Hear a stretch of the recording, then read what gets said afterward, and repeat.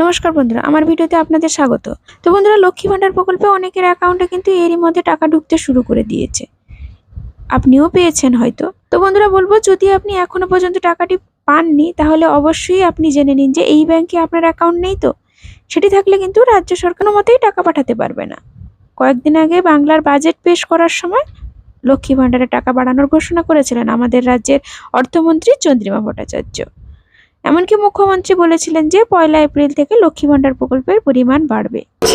আমাদের মা-বোনেদের হক সত্য করার জন্য এই মাননীয় ভারত সরকার আনন্দের সঙ্গে জানাচ্ছে যে লক্ষ্মীর ভান্ডার প্রকল্পে তফসিলি জাতি এবং জনজাতি শ্রেণীর জন্য আর্থিক সহায়তা বৃদ্ধি করে মাসিক 1200 টাকা এবং অন্যান্যদের জন্য এই সহায়তা বৃদ্ধি করে মাসিক 1000 টাকা করা হবে। অর্থাৎ এই প্রকল্পের অধীনে যারা প্রতি মাসে 500 টাকা করে পেতেন তারা 1000 টাকা করে পাচ্ছেন, এমনকি যারা 1000 টাকা করে পেতেন তারা 1200 টাকা করে পাচ্ছেন ইতিমধ্যে।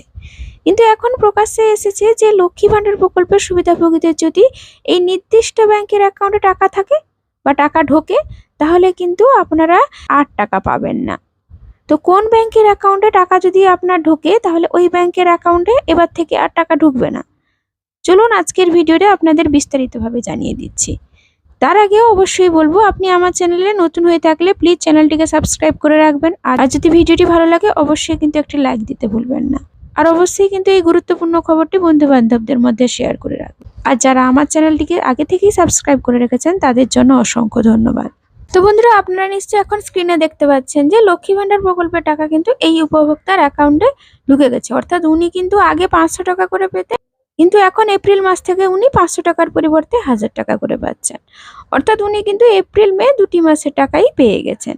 তো এবারে কথা হচ্ছে, যারা লক্ষ্মী ভান্ডার প্রকল্পের টাকা এখনো পর্যন্ত পাননি তাদের ব্যাংকের অ্যাকাউন্টে কেনই বা ঢুকছে না বা কেনই বা তারা অ্যাকাউন্টে টাকা পাচ্ছেন না। তো চলুন বন্ধুরা জানিয়ে দিচ্ছি। তো প্রথমেই দেখুন এই ব্যাংকের অ্যাকাউন্টে কেন টাকা ঢুকবে না, প্রথমে জেনে নেওয়া যাক।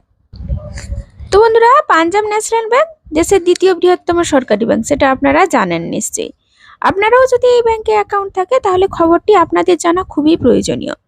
আসলে পাঞ্জাব ন্যাশনাল ব্যাংক গ্রাহকদের জন্য একটি সতর্কতা জারি করেছে। ব্যাংকের এই অ্যাকাউন্ট হোল্ডাররা গত 3 বছর ধরে তাদের অ্যাকাউন্টে কোনো লেনদেন করেননি এবং তাদের অ্যাকাউন্টে কোনো ব্যালেন্স এখন আর নেই।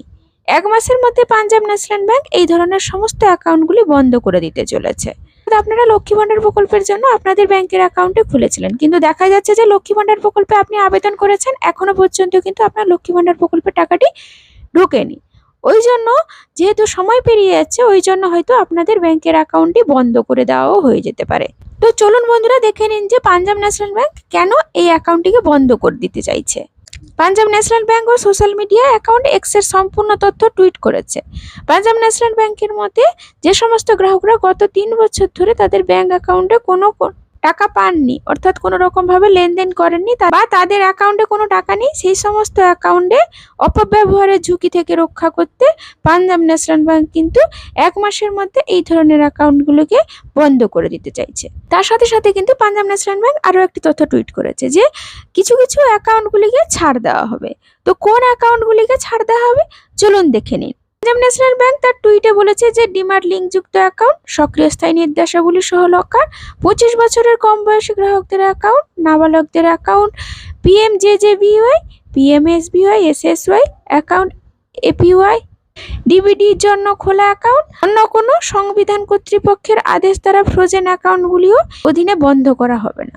অর্থাৎ বুঝতে পারলেন বন্ধুরা, আপনারা যদি অনেক দিন থেকে লক্ষ্মী ভান্ডার প্রকল্পের জন্য আবেদন করেছিলেন, আপনাদের ব্যাংকের অ্যাকাউন্টে টাকা ক্রেডিট হয়নি, তো পাঞ্জাব ন্যাশনাল ব্যাংক এই সব অ্যাকাউন্টগুলিকে কিন্তু বন্ধ নাও করতে পারে। তো বন্ধুরা, আশা করছি আজকের এই আপডেটটি আপনাদের উপকারে নিশ্চয়ই আসবে।